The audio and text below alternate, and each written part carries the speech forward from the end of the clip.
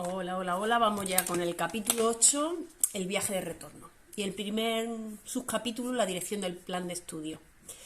Bueno, nos dice que el conocimiento no es la motivación para aprender este curso, sino que la motivación es la paz, ¿no? Alcanzar la paz. Y nos dice que la paz es el requisito previo para poder llegar al conocimiento. Y esa es la condición del reino, sin más, ¿no? Esa es la condición que Dios ha puesto para llegar al reino, porque es su voluntad. Y mientras que no alcancemos la paz, será imposible que lleguemos al conocimiento, ¿no? Mientras que estemos en el miedo, en la discordia, en el conflicto, es imposible que lleguemos al conocimiento. Y dice que las distracciones del ego posiblemente interfieran en nuestro aprendizaje, pero el ego no tiene ningún poder de distraernos si no le damos esa capacidad, ¿no? Con lo cual la clave y la responsabilidad está en nosotros, en no darle voz al ego, ¿no? Dice, no se nos pide que desvanezcamos las alucinaciones por nuestra cuenta, sino que simplemente veamos los resultados a los que nos ha llevado a escuchar el ego y en función de eso dilucidemos si nos conviene seguir escuchándolo o cambiar de maestro, ¿no? Está claro que hay que dejarlo un poco arrinconado, no escucharlo tanto y no darle autoridad a lo que nos dice. Dice, cada vez que estamos haciendo una llamada al ego, estamos haciendo un llamamiento a la guerra. Y por lo tanto, la guerra es lo contrario a la paz, nos priva de la paz. Y además en esta guerra nos dice que no hay adversario, porque es que estás luchando contra algo que no existe, que es una ilusión, ¿no? Por lo tanto, cada vez que atacamos a alguien o entramos en conflicto con alguien, no nos damos cuenta que ese alguien es imprescindible para nuestra paz. Y si lo atacamos, estamos privándonos a nosotros mismos, al otro y a todo el mundo de la paz y por lo tanto del conocimiento de entrar en el reino, ¿no? Dice, compartes para tener, pero no renuncias a lo que compartes, ¿no? Dice también que dice, si lo que hemos aprendido en el pasado no nos ha traído el resultado que nosotros queríamos, es porque el aprendizaje que hemos hecho de ese pasado no es el correcto, ¿no? Porque al final el propósito del aprendizaje es que produzca cambios, ¿no? Por lo tanto, tenemos que tomar conciencia de a dónde nos ha llevado las decisiones y lo que hemos aprendido en el pasado. Y si no, hay que cambiarlo, ¿no? Y entonces habla como del plan de estudios, ¿no? En qué dirección queremos ir, cuál es la dirección del plan de estudios. Primero tenemos que saber en qué dirección queremos ir, ¿no? Y tenemos que tener en cuenta que si tenemos un plan de estudios donde hay dos maestros y los dos están mirando en una dirección opuesta y son antagonistas, es imposible que ese plan de estudios funcione, ¿no? Porque estaríamos yendo de aquí para allá, pero no llegaríamos a ningún destino, ¿no? Por lo tanto dice que lo primero que tenemos que hacer, el primer cambio, es efectuar un cambio de dirección, ¿no? Los dos maestros no pueden coexistir, ¿no? Que es lo que nos pasa, por ejemplo, aquí en España con los políticos, en los planes educativos. Cada vez que entra un partido político nuevo al país, cada uno mira en una dirección contraria, con lo cual estamos alternando de un sitio para otro y al final los que sufren las consecuencias son los alumnos, ¿no? Que al final no tienen una educación buena. Pues un poco parecido pasa con nosotros mismos, ¿no? Y dice que antes de que se produzca el cambio de dirección para que nos decidamos a un sitio o al otro, tenemos que reconocer plenamente la total insensatez de semejante plan de estudio, del plan de estudios del ego, ¿no? Que no sabe ni siquiera lo que nos quiere enseñar, pero quiere ir en contra de lo que dice el Espíritu Santo.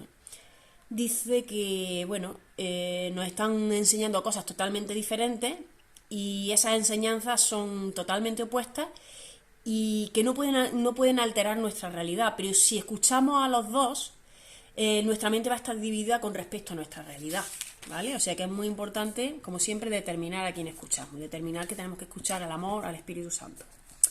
Y en el apartado 2, la diferencia entre el aprisionamiento y la libertad. Nos dice que solo un maestro sabe cuál es nuestra realidad, ¿no? Nos dice que el propósito del plan de estudio es aprender a eliminar los obstáculos que nos impiden acceder al conocimiento, que nos obstruyen el conocimiento, ¿no? Y dice que el ego no sabe nada de nosotros, no sabe ni siquiera quiénes somos, y el ego es un experto en crear confusión, es lo único que sabe hacer, ¿no?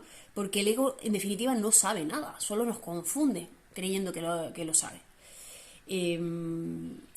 Para eso nos hace reflexionar de nuevo en a dónde nos ha llegado el ego hasta ahora, cuáles han sido los resultados que hemos tenido escuchándolo, ¿no? Y nos daremos cuenta que lo único que hace es aprisionarnos, ¿no? porque nos quiere llevar en contra de nuestra naturaleza. Sin embargo, el Espíritu Santo, Dios, es todo lo contrario, ¿no? Quiere que vayamos en la misma dirección que nuestra propia naturaleza. Dice, el ego no te puede enseñar nada mientras tu voluntad sea libre porque no le escucharía. Efectivamente, la capacidad de decisión, la responsabilidad es nuestra para decidir en qué dirección queremos ir, a qué maestro queremos escuchar. Y de esa manera, como el ego pretende llevarnos en contra de nuestra naturaleza, lo que quiere es negar el libre albedrío que tenemos. Y eso, que es una cualidad innata a nosotros, nos hace sentirnos aprisionados, ¿no? No somos libres para decidir.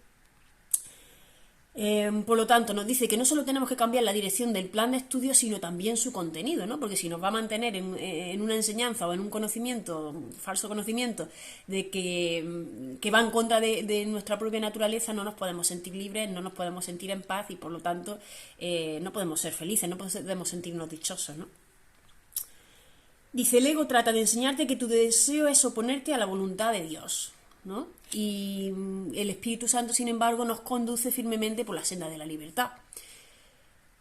El Espíritu Santo lo que nos enseña es a que aprendamos a distinguir la diferencia entre el dolor y la dicha. Y esto equivale a decir entre estar aprisionados o ser libres, ¿no? Porque realmente somos seres libres y tenemos la capacidad de decisión. Por lo tanto, las enseñanzas del Espíritu Santo van dirigidas a una sola dirección, y esa dirección es la libertad, y a un solo objetivo, que ese objetivo es Dios.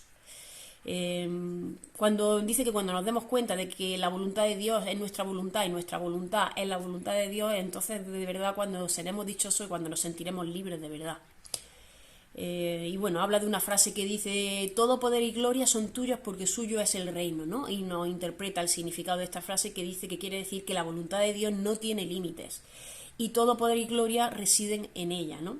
Y por lo tanto, si somos la voluntad de Dios, porque así fuimos creados, y somos creadores, y somos como nuestros creadores porque fuimos creados a su imagen y semejanza, pues igualmente tenemos esos poderes totalmente ilimitados, el poder y la gloria, ¿no? La dicha. Y por último dice que el Espíritu Santo apela simplemente a lo que el reino es para que éste reconozca lo que él mismo es, ¿no? Y dice que mediante ese reconocimiento despertamos nosotros y despiertan los demás, porque se está extendiendo, ¿no? Y el despertar se propaga entonces fácilmente. Así que este es mi resumen, espero que se haya entendido y seguimos adelante. Un saludo, que tengáis una excelente semana. Y por cierto, yo he mandado un vídeo de una de las preguntas que se hizo en el máster de psicoterapia, porque creo que puede ser muy ilustrativo para ver de forma práctica todo esto que estamos aprendiendo, ¿no? Cómo muchas veces la mente nos engaña para no llegar al resultado que deberíamos, y tenemos que estar muy alerta para detectar y hacer consciente y sin consciente que nos está dominando, ¿vale? Hasta luego.